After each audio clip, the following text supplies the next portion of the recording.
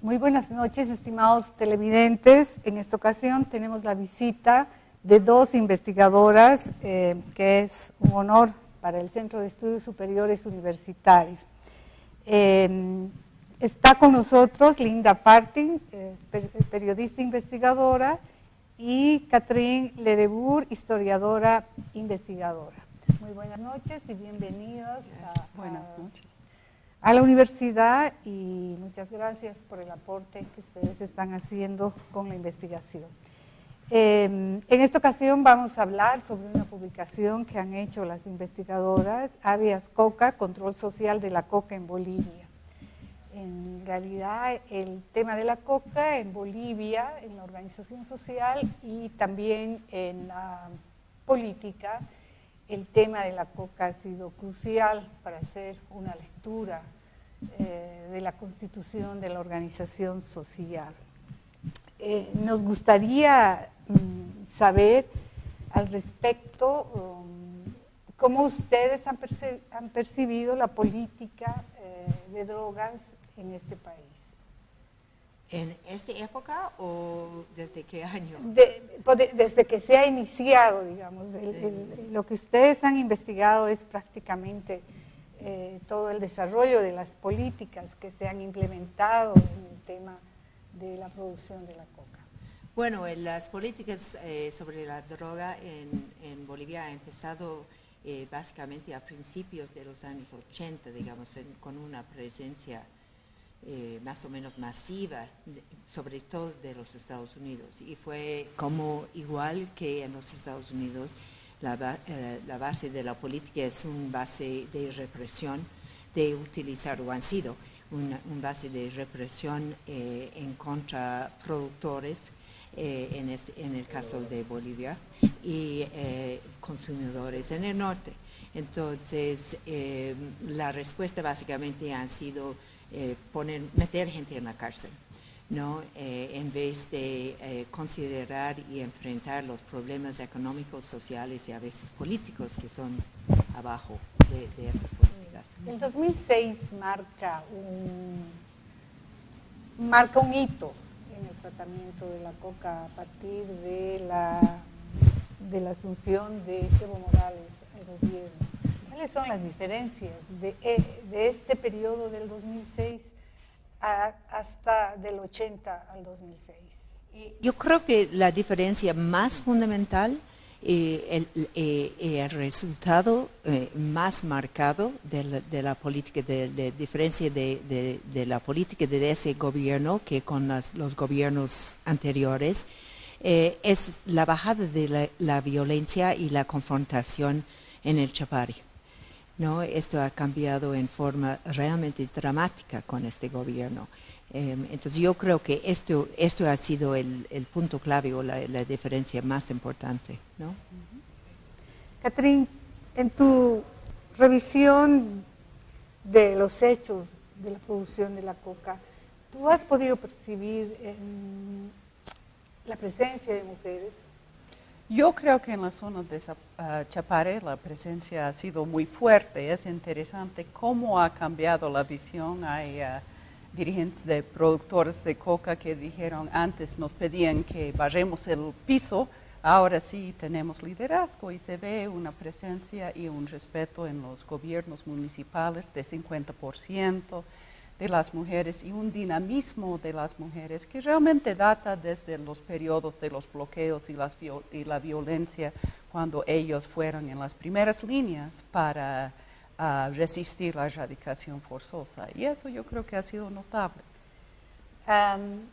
Se nota que el movimiento feminista no ha influido en el movimiento cocalero de mujeres, pero tienen reivindicaciones también de género, el acceso a la tierra, el acceso al liderazgo. Pareciera que han estado más relacionados a las reivindicaciones sindicales. Siempre me he preguntado cuál es el puente entre el feminismo y el movimiento cocalero. Yo no sé cuán real serían los lazos estratégicos. Yo creo que hay muchas comunidades en términos de visión.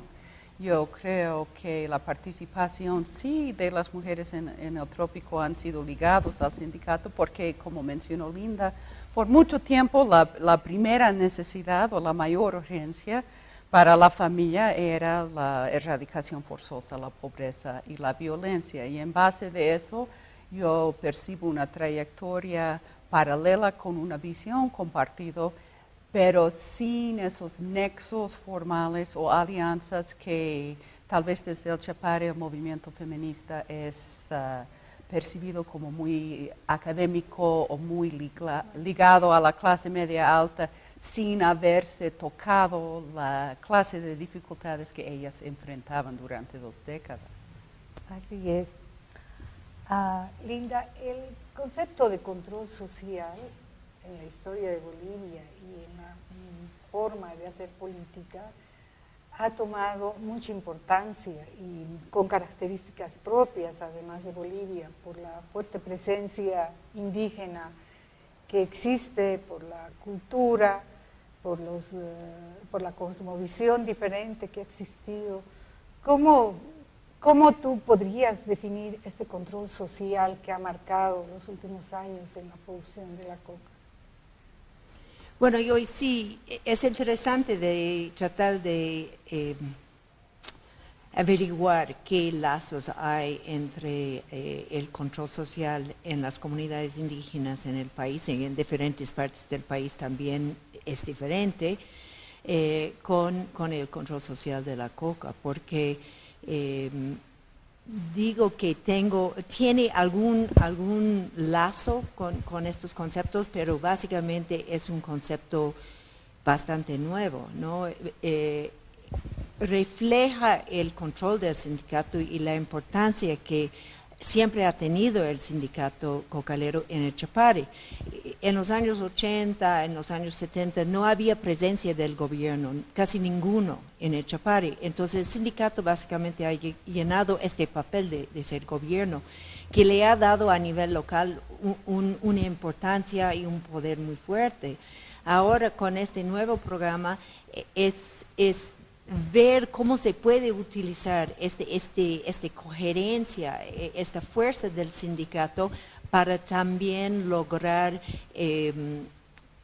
objetivos comunes, también objetivos que benefician al país o por lo menos ayuda al país a llenar sus obligaciones internacionales, etcétera, en cuanto a la droga. En el pasado era posible hacer la distinción clara entre productores de coca y quienes elaboraban la cocaína. ¿Tú crees que ahora es posible todavía mantener esa división que se hacía y que los universitarios defendían claramente que no era lo mismo la producción de coca con la producción de cocaína? Yo creo que sí, en el caso de Bolivia sí, hay otros lugares como Colombia donde no hay coca permitida para uso tradicional, excepto en raros casos, donde existe ese vínculo.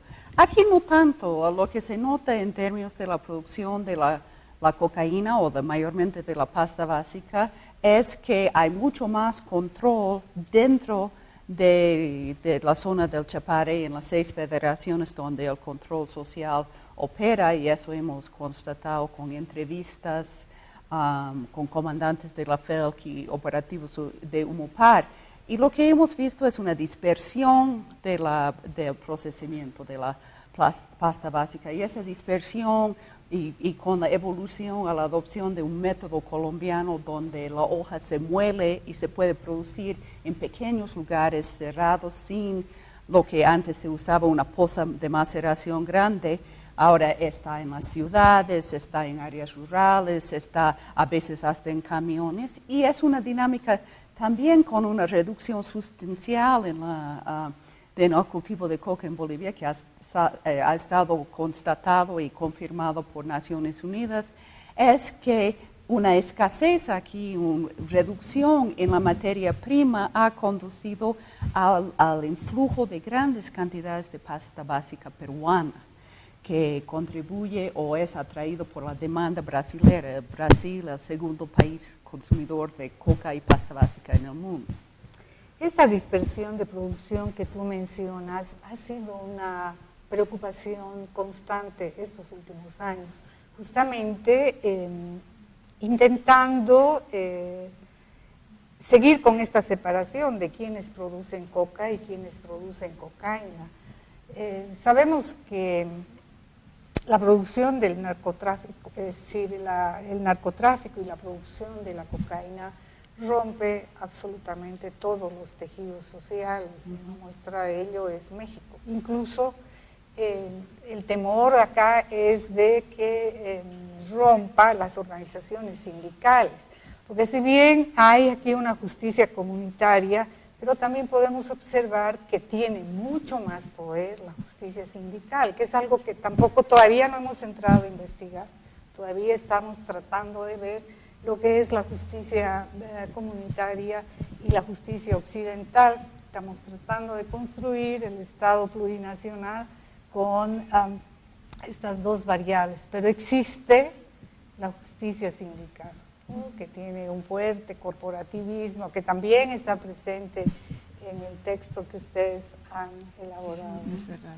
No, es que cuando hay un problema en casi todas las zonas de producción de coca, en vez de ir a la policía, no recurrir a la policía, se van al sindicato, porque el sindicato, como he dicho antes, desde los años 80 han sido el lugar donde se resolvía todos los problemas, que dotaba tierra, todo este tipo de cosas. Cada conflicto se resolvía, digamos, a nivel de comunidad, ¿no? Bueno, yo creo que es importante destacar que ese sistema de control de coca descansa en el poder persuasivo y el bien común del sindicato, pero el sistema legal, formal y policial y el Estado no está ausente. Eso es un proceso donde hay una medición que lleva a cabo UDESTRO por el gobierno, son con datos del GPS que controlan el CATO. Esos datos de GPS son electrónicamente cargados en una base de datos que existe del Estado y compartido con Naciones Unidas y hasta 2013 con Estados Unidos. Entonces existe la manera de señalar exactamente dónde hay la coca, quién excede, y además un proceso de incorporación a estos miembros de sindicatos y de las 6 federaciones en el sistema formal del Estado. Una carnetización biométrica financiado por Unión Europea y llevado a cabo con los mismos equipos que hicieron para el registro biométrico para el Tribunal Electoral Supremo. Existe la titulación de tierras de parte del Estado, algo que siempre fue rechazado por los sindicatos, pero en este momento entran con el INRA dentro del sistema estatal. Entonces, lo que percibimos con este programa es que más bien ha sido con la garantía del CATO de coca una inserción de las organizaciones sociales dentro de la estructura formal y controles del Estado, y eso es importante destacar. Sí.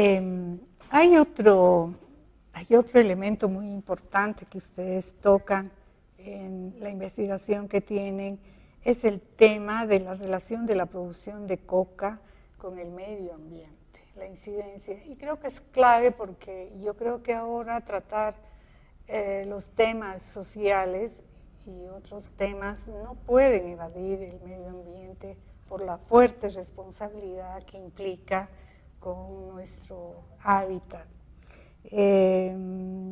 Ustedes hablan de la expansión de la frontera de la coca y la incidencia con los problemas ambientales. ¿Qué es lo que ustedes han encontrado en este tema? Bueno, siempre había expansión de coca, ¿no? Esto, erradicación, expansión, esto ha sido el juego, digamos, entre el gobierno y los que producen coca ya durante décadas, ¿no? Entonces, y también durante todo este periodo siempre había mucho problema. en cuanto sobre todo fuentes de agua, porque la producción de convertir la coca a base se necesita mucha agua. Entonces, como es producción ilegal, todos los desechos tóxicos están echados a los ríos o los riachuelos, ¿no? Entonces, siempre ha tenido este impacto.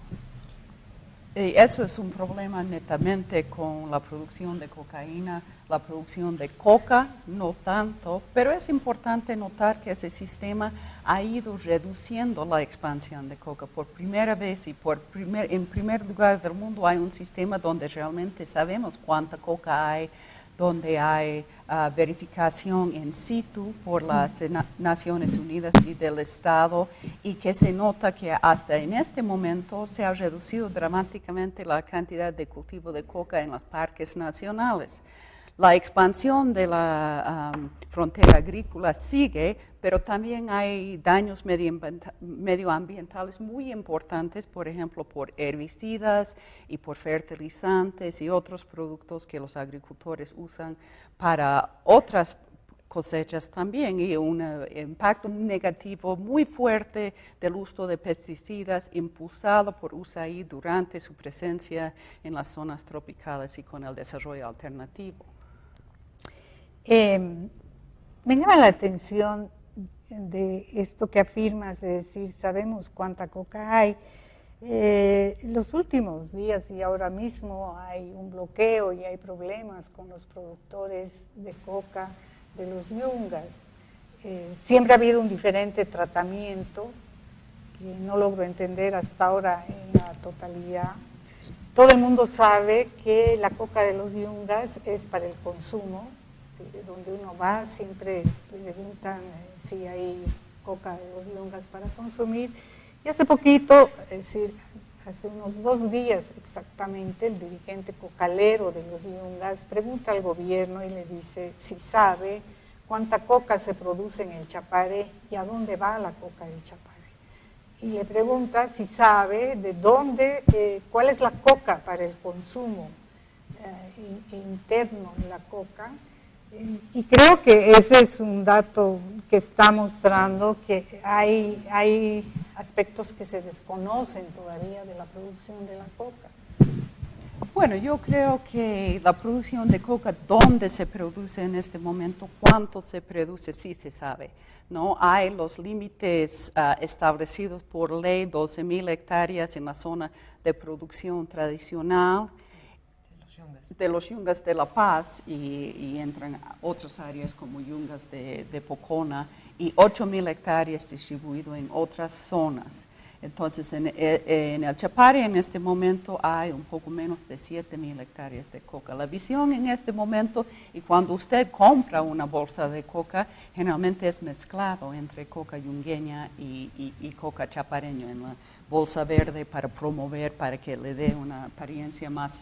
Entonces, la visión del gobierno ha cambiado desde el uso de la coca a una visión de producción de coca distribuida para generar subsistencia de la familia, y existen en el Chapare, tanto como en Yungas, los mercados legales, las hojas de ruta y un sistema de verificación a dónde va esa coca. Coca que se desvía de esa ruta es incautada. Entonces, si tú sumas la cantidad de coca que elimina el Estado cada año, y de la cantidad restante más allá de la cantidad que se necesita, y estamos hablando de un exceso o coca excedentaria de 5,300 hectáreas, comparado con unos casi 70,000 hectáreas de coca excedentaria en Colombia, por ejemplo.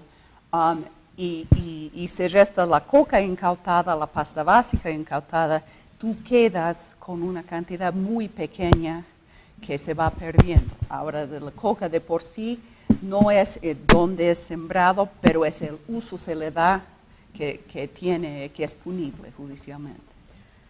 ¿Y cuál es la diferencia que existe entre la producción de coca de los yungas y el Chapare políticamente? Esto es tan complicado, ¿no? Porque con la ley 1008 en 1988, que fue una ley que fue básicamente diseñado y empujado por los Estados Unidos acá y en Perú, es casi exactamente el mismo, escrito en la misma forma, la ley de la coca en Perú.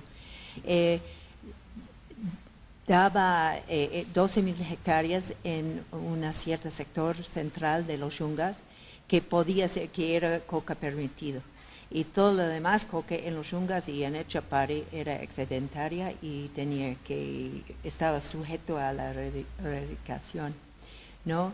Entonces, durante la época del gobierno de Banzer, ¿no? En fines de los años 90, había un movimiento muy fuerte de erradicación, mucha confrontación. Entonces, esto ha significado que la coca en el Chapare ha bajado en cantidad, mientras tanto ha subido mucho en los Yungas. Entonces, ahora está más producido la coca en cantidad en el país, en los Yungas, que en el Chapare, ¿no?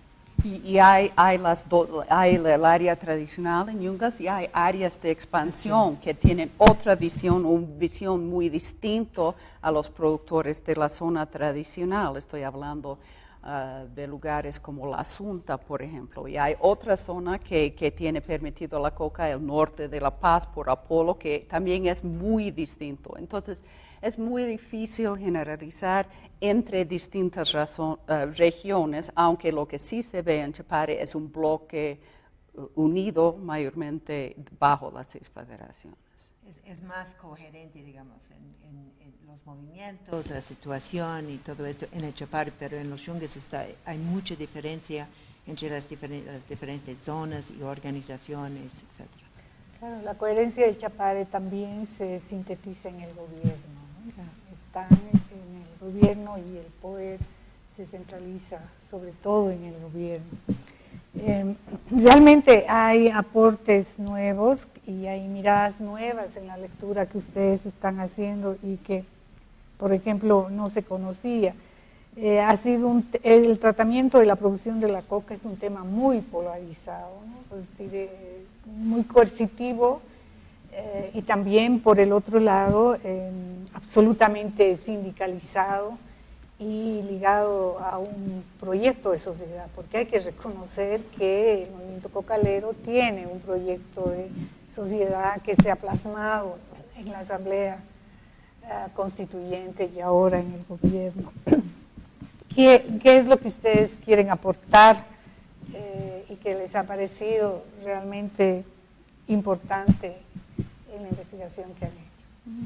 Bueno, una de las cosas que yo creo que es importante es lo que hemos podido constatar, que esa visión de Estados Unidos como financiador obligatorio, como impositor, y que el cumplimiento de los proyectos, las imposiciones y las visiones de Estados Unidos acerca de la hoja de coca y drogas pensaban antes que eran inevitables.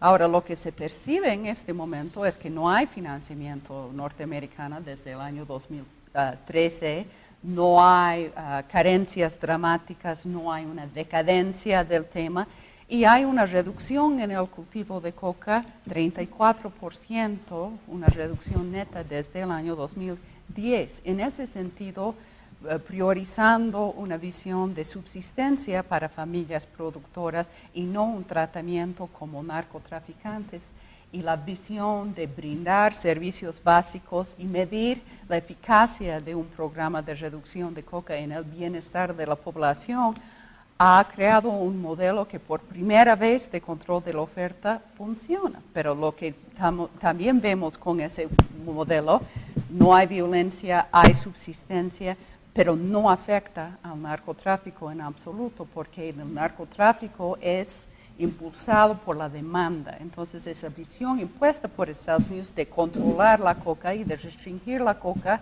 solo provoca a que la coca se traslade o que la pasta básica venga de otro lugar, en ese caso mayormente 50 o 60% es peruano.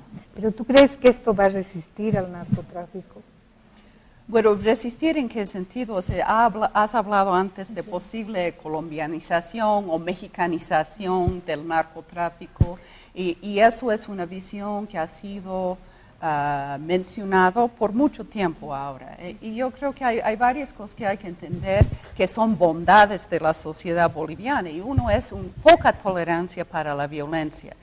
Usted ve aquí, en términos de muertos de cocaleros en el pasado, o de muertos o crimen, niveles bajísimos comparados con Colombia y México, no solo en este rubro, pero en general, ¿no?, de las fuerzas de seguridad. Y lo que se ve aquí siempre es una interdicción que dispersa y minimiza la violencia, y eso ha empezado mucho tiempo antes del gobierno de Evo Morales, probablemente después del decreto de arrepentimiento durante Jaime Paz Zamora, que esa dispersión del narcotráfico quiere decir que hay un montón de lugares donde hacen pasta, detienes un montón, rebrotan, pero no haces lo que has hecho en México o las fuerzas de interdicción en Colombia, crear una competencia y supercarteles violentos que necesitan matar para controlar el mercado. Eso es una dinámica que nunca se ha dado y no creo que tampoco se va a dar aquí por las características del país, y eso es una ventaja. Posiblemente tendríamos que hablar después y reunirnos a ver. Yo personalmente, yo creo que el narcotráfico rompe los tejidos sociales, y también creo que que las organizaciones sindicales, indígenas, no creo que resistan a los estragos que hace la organización del narcotráfico. Es decir, no solamente las organizaciones sindicales, de parentesco, absolutamente todas las relaciones sociales, creo que en mi opinión son dañadas por el narcotráfico. Podríamos decir que ahora no todavía, es otro tema. También podríamos decir que estamos hablando de organizaciones campesinas que tienen diferentes valores, diferentes tejidos sociales, pero también las noticias diarias nos están dando ya una idea de lo que puede pasar con el narcotráfico, ¿no? Bueno, estamos pero con el tema del narcotráfico desde los años 70 aquí. No es novedad la cocaína, no es novedad la producción de cocaína, y yo creo que sin duda el momento más oscuro para el narcotráfico y aquí el más dañino fue el gobierno de García Meza. Sin embargo, aquí estamos más de 30 años después y seguimos pataleando, y no es una maravilla el tema del narcotráfico, pero tampoco es un desastre comparado con otros lugares. Claro, y también el Estado ha desarrollado varias políticas, entre las que ustedes mencionan, está Coca Cero, que ha sido nefasto, está Coca por Desarrollo, que se ha iniciado apenas, ¿no? Bueno, el tiempo ha acabado, lamentablemente corto, pero ustedes abren una ventana muy importante de discusión, porque además hay nuevas miradas. Esto del control social, por ejemplo, en la manera en que ustedes han descrito, creo que es muy importante, y no hay estudios de los que han ido mirando desde esta perspectiva, ¿no?, que podría ayudar a explicar. Les agradezco mucho la presencia y muy buenas noches. Muchas gracias. Buenas noches.